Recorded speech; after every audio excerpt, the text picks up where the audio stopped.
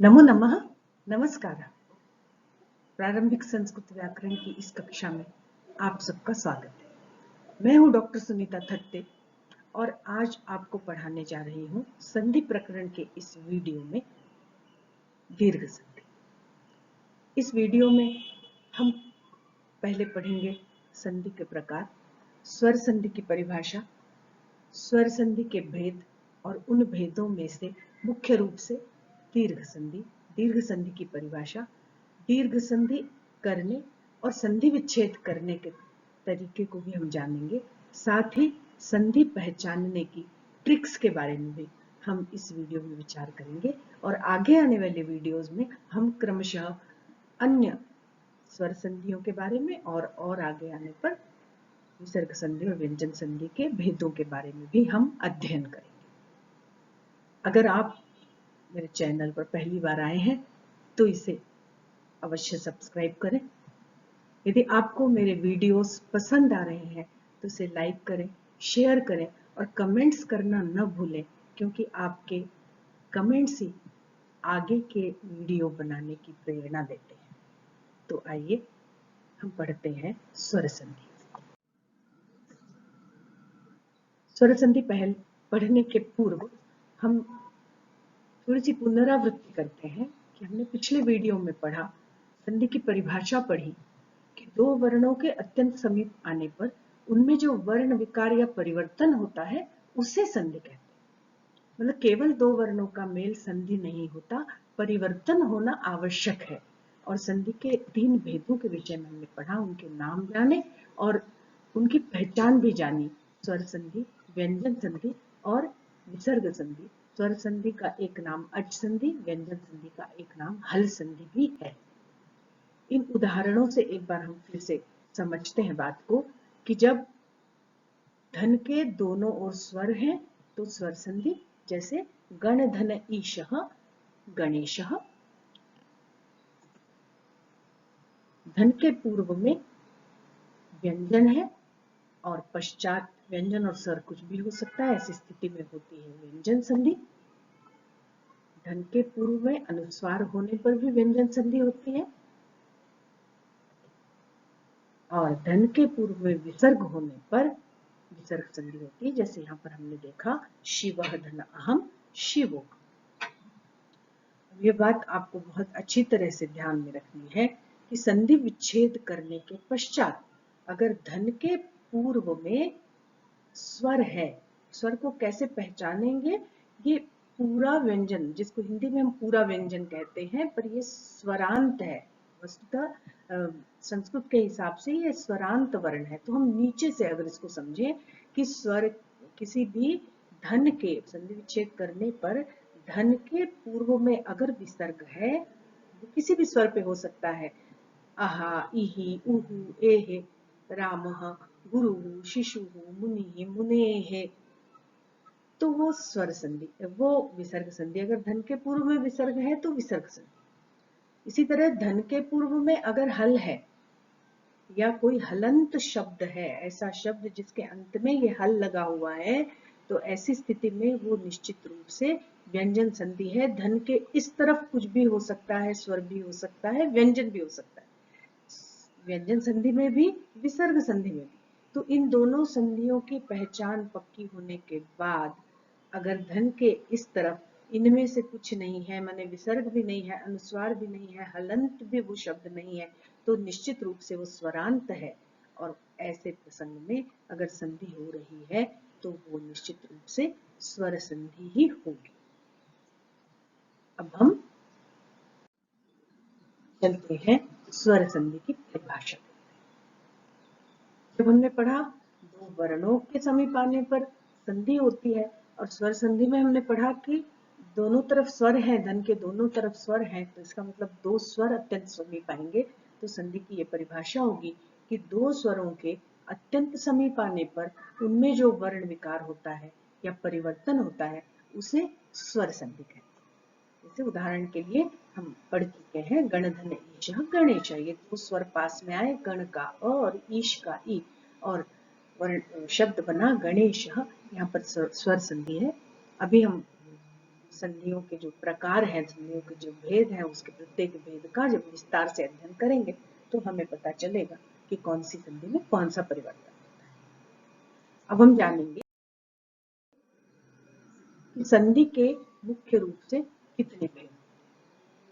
तो संधि के मुख्य रूप से तो 5 ही भेद होते हैं। स्वर संधि के मुख्य रूप से 5 भेद होते हैं: दीर्घ संधि, गुण संधि, वृद्धि संधि, यण संधि और अयादि संधि। मुख्य रूप से दो स्वर जब आपस में मिलते हैं तो ये 5 ही परिस्थितियां उत्पन्न होती हैं। पर अब इन संधियों के जो प्रकार हैं, इनके कुछ अपवाद होते हैं और उन अपवादों के आधार पर बहुत सारी अन्य संधियां भी बनती हैं। पर प्रारंभिक स्तर पर हमें 2 अपवादों के बारे में निश्चित रूप से ज्यादा ज्ञान होना ही चाहिए। वो 2 संधियां बनती हैं। एक वृद्धि संधि का अपवाद बनता है, वो संधि है पररूप संधि, और एक अयादि संधि का अपवाद बनता है और वो है पूर्व रूप संधि। हम क्रम से संधियों के विषय में पढ़ेंगे। स्वर संधि के भेद, दीर्घ संधि, गुण संधि, वृद्धि संधि, यण संधि, अयादि संधि, पूर्व रूप संधि और पररूप संधि। आइए अब जानते हैं दीर्घ संधि की परिभाषा। दीर्घ संधि का सूत्र है अकः सवर्णे दीर्घ, मतलब अक सवर्ण आने पर दीर्घ हो जाता है। अब इसकी हम परिभाषा हिंदी में देखते हैं। अक प्रत्याहार से ग्रहण होता है अ, ई, उ और री वर्णों का, क्योंकि री का दीर्घ नहीं होता। तो इसकी परिभाषा देखें हम कि कह रहे हैं कि यदि अक अर्थात ह्रस्व या दीर्घ अ, ई, उ और री स्वरों के पश्चात ह्रस्व या दीर्घ अ, ई, उ या री ऐसे समान स्वर आए तो दोनों मिलाकर क्रमशः आ, ई, उ तथा री ऐसे दीर्घ स्वर हो जाते हैं। अर्थात अ, ई, उ, री के बाद यदि समान स्वर आए तो दोनों मिलाकर दीर्घ हो जाते हैं।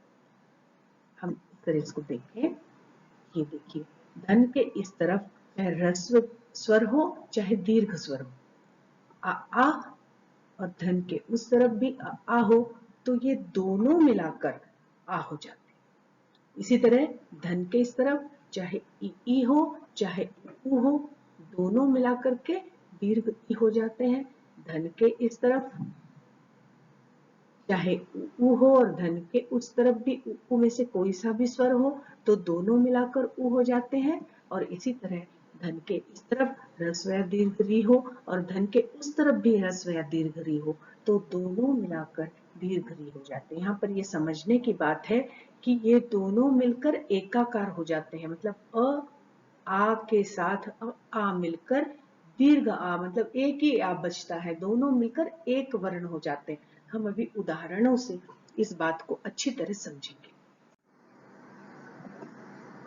यहाँ देखिए, विद्याधन आलय और शब्द बनता है विद्यालय। यहाँ देखिए, विद्या का आ और आलय का आ, ये दोनों जब आपस में जुड़े तो ये दीर्घ आ हो गए। देखिए, ये यहां से हमने लिया, विद्या में से हमने आ लिया और आलय में से आलय, ये दीर्घ आ हो गया और दीर्घ आ इस य में जुड़ गया और शब्द बना विद्यालय। देखिए, ये विद्या का आ और आलय का आ, ये दोनों स्वर समीप आए, दोनों दीर्घ स्वर हैं, दीर्घ आ है, समान स्वर है। तो विद्या में से हमने आ निकाल लिया, ये आ और ये आलय का आ, इन दोनों को मिला करके एक हो जाता है। मतलब ये और ये दोनों मिलकर एक हो गए और बना आ। और ये विद्या, हमने यहाँ से आ निकाल लिया था तो अब यहाँ बचा विद्या। अब इसी य में जब ये आ जुड़ेगा तो हो जाएगा विद्या और शब्द बनेगा विद्यालय। इसी तरह हम दूसरा उदाहरण देखें ई का। जैसे नदी धन ईशः, तो नदी का ई हमने ई निकाल लिया तो नद बचा यहाँ। तो नदी का ई और ईश का ई, जब ये दोनों आपस में मिले तो ये दोनों मिलकर हो गए दीर्घ ई। और जब हम इस ई को इस नद के द में मिलाएंगे तो ये नदी हो जाएगा और शब्द बनेगा नद ई शह, अर्थात नदीशः, नदीशः। चलिए और उदाहरण, हम अन्य उदाहरण देखते हैं। उ का उदाहरण देखिए, भानुधन उदयः। तो भानु और उदय, ये देखिए जो है भानु का उ और उदय का उ, ये दोनों सवर्ण साथ में आ रहे हैं, पास में आए हैं, अत्यंत समीप आए हैं, तो ये दोनों मिलकर दीर्घ हो गए। देखिए भानु का उ और उदय का उ, ये हमने भानु में से उ निकाल लिया, तो भानु का उ और उदय का उ ये दोनों अत्यंत समीप आए तो ये दीर्घ हो गए और शब्द बना भानुदयः। ये भान, फिर उ और दयः, और ये शब्द बना भानुदय। इसी तरह देखिए उदाहरण, री का उदाहरण भी हम देखते हैं। पितृधन ऋणम, पितृणम ऐसा शब्द बनता है। देखिए संस्कृत में दीर्घ री भी होती है, हिंदी में यह नहीं होती। तो पितृ का री और ऋणम का री, ये दोनों मिलकर के दीर्घ री हो जाएंगे। तो देखिए पितृ वचन री निकाल लिया, तो ये पितृ का री, ये ऋणम का री, और दोनों जब मिले, दोनों जब पास आए तो अकह सवर्णे दीर्घ संधि के अनुसार इन दोनों के स्थान पर एक री, एक दीर्घ री का एकादेश हो गया और इस तरह से शब्द बनता है पितृणम, और ये री जब इस त में जुड़ी तो शब्द बना पितृणम। अब इसी तरह हम अन्य उदाहरण देखते हैं जो परीक्षाओं में पूछे जाते हैं। सबसे पहले हम आ के उदाहरण देखते हैं, उसके बाद क्रमशः हम अन्य उदाहरण भी देखें। तो आ के उदाहरण में हमने देखा कि ह्रस्व या दीर्घ अ के बाद अगर ह्रस्व या दीर्घ अ आता है तो दोनों मिलकर के दीर्घ आ हो जाता है। जैसे दैत्य धन अरिः बना दैत्यारिः, शिवधन आलयः शिवालयः, च धन अपि चापि, विद्याधन अर्थी विद्यार्थी, और महाधन आलयः महालयः। यहाँ पर देखिए ये जितने भी शब्द हैं उन सभी शब्दों में दीर्घ आ आया है और दीर्घ आ पर संधि टूट रही है, इसलिए यहाँ पर दीर्घ संधि होगी। अब हम ई के उदाहरण देखते हैं। ई में हमने जाना कि ह्रस्व या दीर्घ ई के बाद अगर ह्रस्व या दीर्घ ई आती है तो दोनों मिलकर दीर्घ ई हो जाती है। ये बात दोनों मिलकर मैं बार बार इसलिए बोल रही हूँ कि इसे आपको ध्यान रखना है।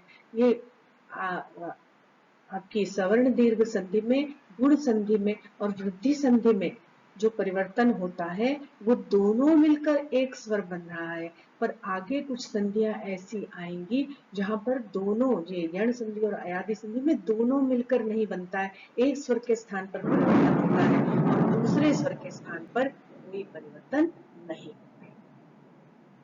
तो अब हम देखें, इसके भी उदाहरण देखते हैं कि गिरिधन इंद्र, गिरि इंद्र, ये दोनों ई मिलकर के बड़ी ई हो गए। रविधन इंद्र, रवींद्र, कपिधन ईशः, कपीशः, लक्ष्मीधन ईश्वरः, लक्ष्मीश्वरः, और नदीधन ईशः, नदीशः। अब देखिए यहाँ पर भी जितने भी ई के उदाहरण हैं आप ध्यान से देखिए कि सभी में दीर्घ ई है, अर्थात ये दीर्घ संधि की पहचान है कि अगर दीर्घ स्वर पर संधि टूट रही है तो वो निश्चित रूप से दीर्घ संधि होगी। अब हम इसी तरह ऊ के उदाहरण देखेंगे।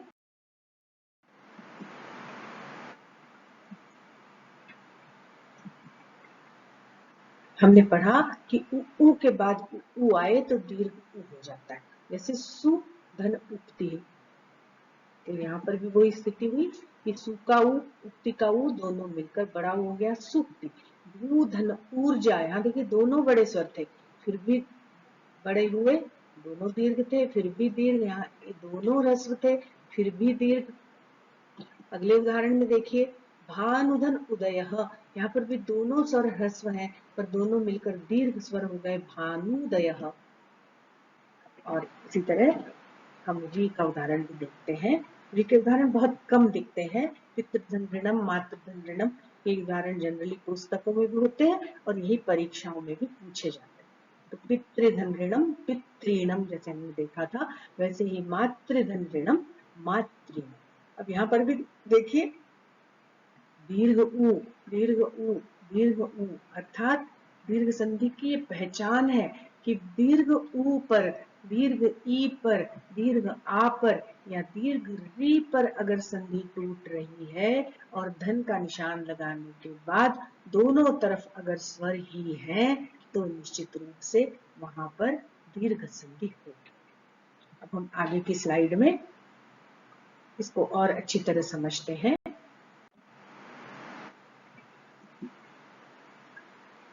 कि हमें संधि करते समय हमें क्या बातें ध्यान में रखनी है, मतलब संधि करते समय हमें क्या बात ध्यान में रखनी है और विच्छेद करते समय हमें कौन सी बात ध्यान में रखनी है। तो देखिए संधि करते समय हमें विशेष रूप से कुछ भी ज्यादा प्रश्न मन में नहीं लाना है, क्योंकि यहाँ चाहे ह्रस्व अ हो चाहे दीर्घ आ हो, यहाँ पर भी चाहे ह्रस्व अ हो चाहे दीर्घ आ हो, हमें दोनों को मिला करके करना तो बड़ा आ ही है, दीर्घ ही करना है। मतलब देखिए शिवधनालयः, नदीधनेशः, भानुधनोदयः, पितृधन ऋणम। इन सभी उदाहरणों में आप देखिए कि यहाँ पर एक ह्रस्व था एक दीर्घ था, यहाँ दोनों दीर्घ थे, यहाँ दोनों ह्रस्व थे, यहाँ दोनों ह्रस्व थे, मतलब धन के दोनों तरफ ह्रस्व स्वर है या दीर्घ स्वर है इससे कोई फर्क नहीं पड़ता। अगर हमें संधि करने के लिए आती है तो दोनों को मिलाकर हमें दीर्घ ही करना है। ये देखिए वा, ई, नदी, भानु, पितरी, मतलब दीर्घ आ, दीर्घ ई, दीर्घ उ और दीर्घ री ही हमें संधि करने के बाद हमें स्वर को दीर्घ करना है। इसलिए संधि करना सरल है, पर संधि विच्छेद करने में हमें थोड़ी बातों का ध्यान रखना पड़ेगा। तो अगली स्लाइड में हम देखते हैं कि संधि विच्छेद करते समय हम किन बातों का ध्यान रखें। अब हम जानते हैं कि संधि विच्छेद करते समय हमें किन बातों का ध्यान रखना है। अब जैसे कोई शब्द आता है हमें विद्यालयः, इसका संधि विच्छेद करना है तो यहाँ पर संधि टूटेगी विद्या पर। अब विद्या और आलय हम दो शब्द जब लिखेंगे तो यहाँ य में ह्रस्व अ भी हो सकता है और दीर्घ आ भी हो सकता है, मतलब विद्या भी हो सकता है विद्या भी हो सकता है। इसी तरह आलय में अलय भी हो सकता है और आलय भी हो सकता है। तो हम दोनों ही ऑप्शन के विषय में विचार करें और हम देखेंगे कि दोनों में से कौन सा ऑप्शन सही है। तो ये विद्या कोई शब्द नहीं होता, इसलिए हमने यहाँ जो है चुना विद्या शब्द। इसी तरह अलय शब्द सही नहीं है और हमने चुना आलय शब्द। अब इसकी जगह पर अगर कोई ऐसा होता शिवालय होता तो फिर हम वहां शिव, शिव शब्द को चुनते, या इसी तरह का कोई भी शब्द होता जहां पर यहाँ ह्रस्व अ लगना चाहिए तो ऐसे शब्दों में हम ह्रस्व अ को चुनेंगे और जहां पर दीर्घ आ लगना चाहिए वहां हम दीर्घ आ को चुनेंगे। देखिए इसी तरह ई का उदाहरण हम देखें, जैसे नदी धन ईशः, नदीशः। अब हमें नदीशः का संधि विच्छेद करना है तो द और ई, दी और ई ये दोनों आपस में मिले हैं तो दी छोटी छोटी मात्रा वाली भी हो सकती है बड़ी मात्रा वाली भी हो सकती है। तो हम दोनों शब्द विचार करेंगे कि नदी शब्द होता है कि नदी शब्द होता है। तो नदी शब्द शुद्ध है, नदी सही नहीं है तो हम नदी नहीं लिखेंगे। इसी तरह ईश सही है कि ईश सही है, तो हमें ईश शब्द सही शब्द मालूम है तो हम ईश नहीं लिखेंगे, है ना। अगर इंद्र होता तो फिर हम इंद्र, इंद्र शब्द को बड़ी ई को रिजेक्ट करते और छोटी ई को हम चुनते। तो इस तरह से विच्छेद करते समय हमें अपना थोड़ा सा जो पूर्व ज्ञान है उसका आधार लेकर के हमें ये तय करना पड़ेगा कि संधि तोड़ते समय धन के दोनों ओर जो मात्रा होगी स्वरों की वो छोटी होगी माने ह्रस्व होगी या बड़ी होगी। इसी तरह देखिए यहाँ भानु धन उदय, ये भानुदय, इसका संधि विच्छेद करने के लिए अगर हमें आता है तो दो ऑप्शन होंगे। न में भी दोनों मात्राएं हो सकती है ऊ की, और यहाँ पर भी ह्रस्व और दीर्घ दोनों ऊ हो सकते हैं। तो हम देखेंगे कि जो भानु शब्द है वो शुद्ध नहीं है, इसी तरह उदय शब्द भी शुद्ध नहीं है। तो हम उदय की जगह उदय चुनेंगे और भानु की जगह भानु को चुनेंगे। इसी तरह री का भी उदाहरण हमने पितृधन ऋणम, पितृणम, पितृ का री और ऋणम का री, ये दोनों मिलकर दीर्घ री हुए हैं। जब हम इन्हें तोड़ेंगे, जब हमें इसका विच्छेद करना होगा, तो यहाँ एक तो त में लगेगी री की मात्रा और एक री अलग से आएगा। तो प्रायः संस्कृत में तो ऋकारांत शब्द जो है वो एक मात्रा वाले ही होते हैं, मतलब ह्रस्व ही होते हैं, और किसी शब्द के आदि में भी प्रायः दीर्घ री नहीं होता। इसलिए आप जो है दोनों को तोड़ के ह्रस्व लिख दें और पितृणम शब्द बना दें, पितृणम का विच्छेद कर। तो इस तरह से हमने आज के वीडियो में दीर्घ संधि के बारे में बहुत कुछ जाना। अब हम अगले वीडियो में अगली संधि अर्थात गुण संधि के विषय में चर्चा करेंगे, गुण संधि के बारे में विस्तार से अध्ययन करेंगे। आज के लिए बस इतना ही। अगर आप इस चैनल पर पहली बार आए हैं तो पुनः यही कह रही हूँ कि इस चैनल को सब्सक्राइब करें, इस वीडियो को लाइक करें, शेयर करें, कमेंट अवश्य करें और बेल आइकन को दबाएं ताकि आने वाले वीडियोस का नोटिफिकेशन आपको मिल सके। अब पुनः मिलते हैं अगली गुण संधि के अगले वीडियो के साथ। धन्यवादः। नमो नमः। पुनर्मिलामः।